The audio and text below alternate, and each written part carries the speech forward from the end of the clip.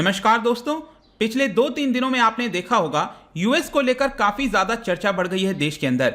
यहां पर लोगों के मन में लगातार सवाल आ रहे हैं कि कोविड-19 से रिलेटेड जो अभी घटना हुई है, क्या इसमें यूएस जो अपने आप को भारत का फ्रेंड कहता है, क्या वो एक्चुअल में फ्रेंड है या फिर फो है। फ्रेंड मतलब दोस्त, हम सबको पता है, लेकिन आप सबने भी अपने जीवन में कभी ना कभी एक्सपीरियंस किया होगा कि कोई अपने आप को फ्रेंड तो कहता है लेकिन यहां पर वो एक्चुअल फ्रेंड नहीं होता है, बैक स्टैबिंग करता है, दिखाने की कोशिश करता है वो फ्रेंड है, लेकिन समय आने पर जब उसको साथ देना चाहिए वो नहीं देता है। और यही हमें कुछ देखने को मिला था यहां पर, जब वैक्सीन की रॉ मटेरियल सप्लाई नहीं की जा रही थी, यहां पर यूएस ने इनकार कर दिया था, बैन लगा दिया था।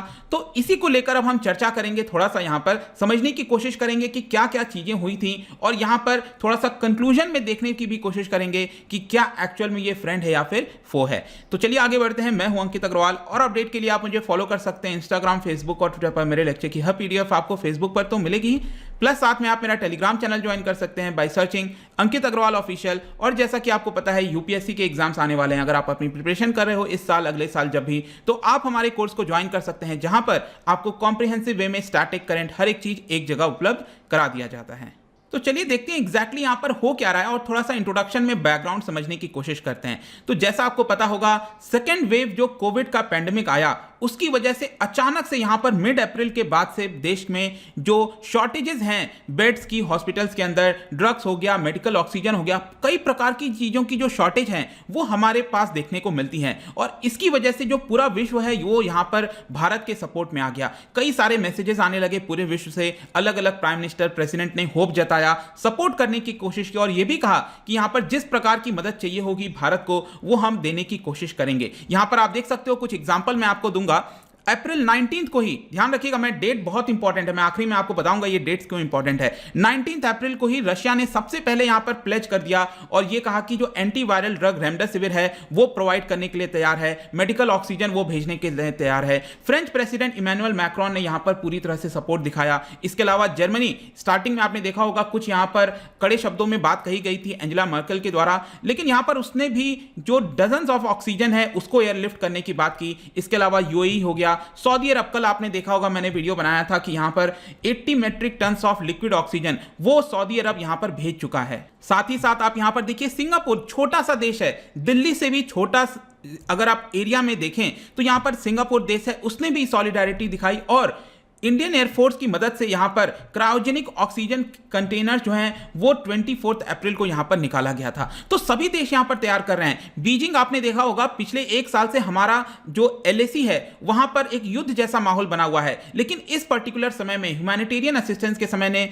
वो भी यहां पर पूरी तरह से सपोर्ट करने के लिए रेडी था। We stand ready to provide India with necessary support and assistance. तो सब यहां पर मिल रहे थे। और तो और छोड़िए, हमारा जो पड़ोसी देश है पाकिस्तान, वो पूरी तरह से सपोर्ट में आ गया, के लोग यहां पर सपोर्ट में आ गए थे। इसके ऊपर हमने डिटेल से चर्चा किया था, लेकिन यूएसए कहां खड़ा था यह समझने की आवश्यकता है। ऑलमोस्ट एक हफ्ता होने जा रहा है जब भारत के अंदर जो डेली केसेस हैं, डेली नए जो केसेस आते हैं, 3 लाख क्रॉस कर चुका है। तो यहां पर लगातार देश के अंदर केसेस बढ़ते जा रहे थे, लेकिन वॉशिंगटन की तरफ से, यूएस की तरफ से पूरी तरह कंप्लीट साइलेंस देखने को मिल रहा था। एक शब्द वहां के ऑफिशियल पर्संस के द्वारा नहीं देखा गया।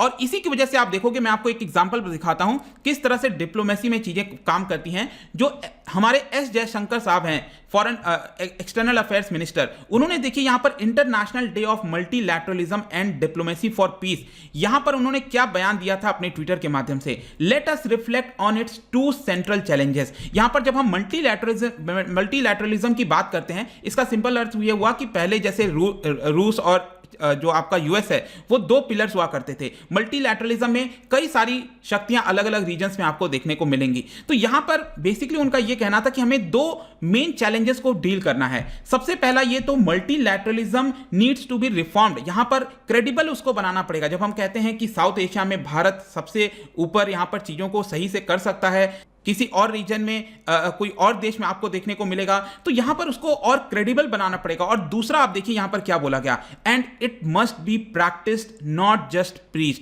तो क्लियरली यहां पर डॉक्टर एस जयशंकर के बयान से यह दिख रहा था कि वो यूएस की तरफ इशारा कर रहे हैं, जो हमेशा बार बार प्रीचिंग की बात करता है, बोलता रहता है कि हमें ऐसा करना चाहिए, सबको मदद करनी चाहिए। यहां पर रिसेंटली आपने देखा होगा किस तरह से फ्रीडम ऑफ नेविगेशन, वो हमारे 200 जो नॉटिकल माइल्स हैं लक्षद्वीप के किनारे, वो वहां से अपनी शिप्स को गुजर रहा था बिना भारत के परमिशन लिए। तो ये सारी चीजें जो है आपका प्रीच करने की बात करता है, लेकिन जब एक्चुअल में चीजों की इंप्लीमेंटेशन की बात आती है, प्रैक्टिस करने की बात आती है, वो वहां से पीछे हट जाता है। ये क्लियरली इस बार यूएस की तरफ से हमें देखने को मिला है और यही डॉक्टर एस जयशंकर साहब ने भी अपने ट्वीट के माध्यम से बताया था।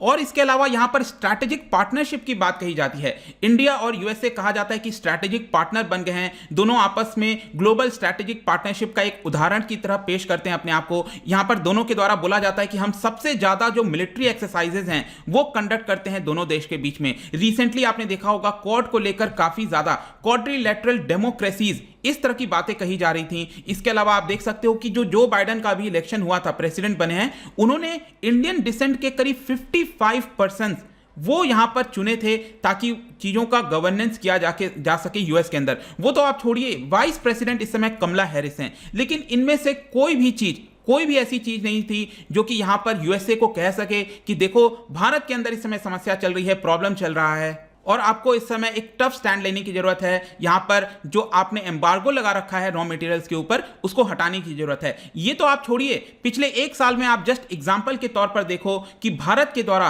कितने सारे वैक्सीन को एक्सपोर्ट किया गया है। यहां पर एग्जांपल के तौर पर आप देख सकते हो कि 95 कंट्रीज, जी हां 95 कंट्रीज को हमने 66 मिलियन डोजेस जो हैं इससे भी ज्यादा प्रोवाइड किए हैं, 6 करोड़ से भी ज्यादा डोजेस। और इस तरह के आपको लगातार एग्जांपल्स देखने को मिल रहे होंगे। वैक्सीन मैत्री के नाम से चीजें यहां पर बार बार बताई जा रही थी और बड़े मात्रा पर जो डोजेज हैं वो आपके दिए जा रहे थे। लेकिन और आप ये भी देखो कि लगातार डोमेस्टिकली भारत के अंदर सरकार का विरोध भी किया जा रहा था कि आप पहले अपने नागरिकों को यहां पर डोजेज नहीं लगवा रहे हो, वैक्सीन नहीं लगवा रहे हो और आप डायरेक्टली एक्सपोर्ट कर रहे हैं इतनी सारी चीजें।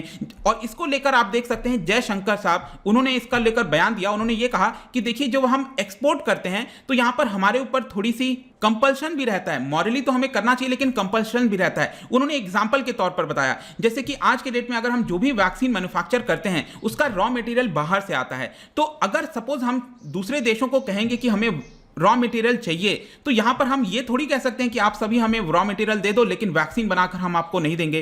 तो जयशंकर साहब ने यही कहा कि अगर हम उनसे रॉ मटेरियल खरीद रहे हैं तो हमारी मॉरली और कंपल्शन भी होता है, एक तरह का जिम्मेदारी होती है कि हमें वैक्सीन बाहर भेजना पड़ेगा और इसी कारणवश हम वैक्सीन लगातार यहां पर भेज रहे थे। तो एक तरह से आप कह सकते हो कि भारत ने अपने रोल को यहां पर बखूबी निभाने की कोशिश की, जितना हो सकता था। चाहे किसी भी देश को किसी प्रकार की प्रॉब्लम होती है, भारत हमेशा से आगे खड़ा होता है। रिसेंटली आप एग्जांपल देखो, इंडोनेशिया के अंदर वहां का जो सबमरीन है वो आपका डूब गया था और इसको लेकर भी भारत से मदद मांगी गई और हमने तुरंत यहां पर अपनी नेवी की तरफ से जो भी हेल्प था उसको प्रोवाइड करने की कोशिश की। लेकिन अब रिसेंटली यहां पर क्या क्या हमें इवेंट देखने को मिल रहा है कि यूएस ने यहां पर एक डिफेंस एक्ट लगा दिया गया है जिसके तौर पर यूएस से कोई भी रॉ मटेरियल बाहर नहीं जा सकता। मतलब इस तरह की पाबंदी यहां पर लगा दी गई और ऐसा नहीं है कि भारत अभी एक दो दिन से ही इसको लिफ्ट करने की बात कर रहा है। पिछले एक हफ्ते से ज्यादा हो चुका है जब भारत के द्वारा लगातार बयान आ रहे थे कि जो भी आपने पाबंदी लगा रखी है वैक्सीन के मैन्युफैक्चरिंग में, जो रॉ मटेरियल होता है उसके ऊपर जो पाबंदी लगी है आप उसको तुरंत हटाइए, अदरवाइज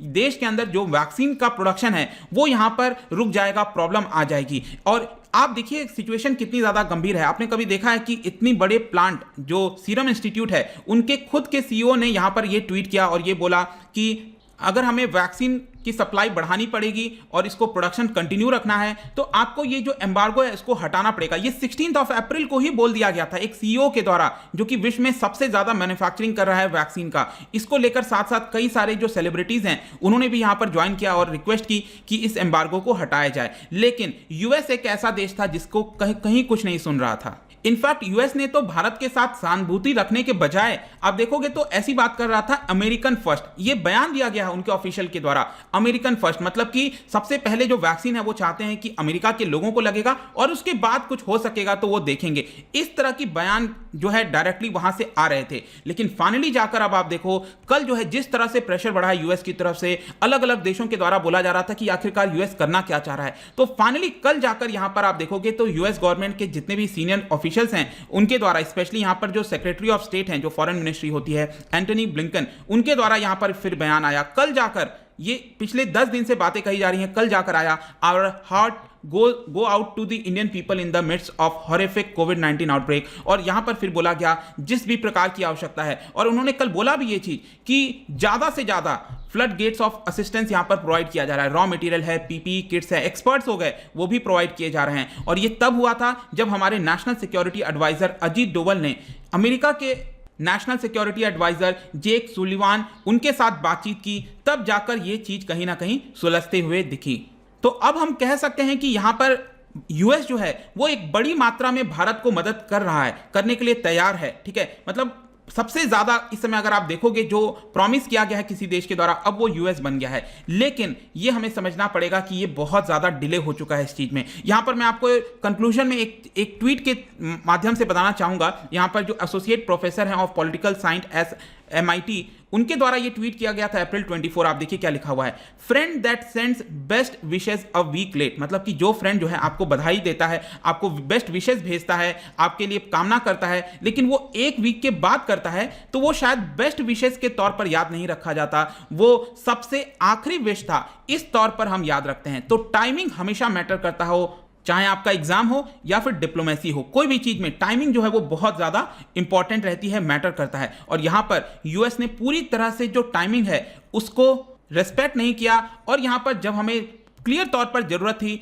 ये सामने नहीं आया था। तो कोई नहीं, यहां पर फाइनली उनके द्वारा किया गया है। अब आपके लिए क्वेश्चन है, ये सारी चीजें मैंने आपको बता दिया, आपको क्या लगता है, is USA India's friend or foe? Please let me know in the comment section. जाने से पहले मैं आपके लिए एक पॉलिटी का क्वेश्चन लेकर आया हूं। अगर सपोज मैं कहता हूं कि भारत के अंदर जो फंडामेंटल राइट है उसको सस्पेंड किया जा सकता है, तो ये अधिकार किसके पास है, क्या बता सकते हो? फंडामेंटल राइट्स को सस्पेंड करने का अधिकार किसके पास है? इसका जो उत्तर है आपको मेरे इंस्टाग्राम पर तो मिलेगा ही, अगर आप वहां पर नहीं हो कोई बात नहीं, टेलीग्राम से ले सकते हैं। यहां पर मैं एक्सप्लेनेशन भी डाल दिया करता हूं जब भी रिक्वायरमेंट होता है, और कई सारे MCQs मैं लगातार इधर डालता रहता हूं, आप जाकर प्ले कर सकते हो। अगर आप मुझसे इकोनॉमी पढ़ना चाहते हैं, कोई भी कोर्स परचेज करना चाहते हैं, स्टडी IQ ऐप पर जा सकते हैं। आई होप कि वीडियो आपको पसंद आया होगा। मिलता हूं आपसे next time. Till then, thank you very much, see you soon.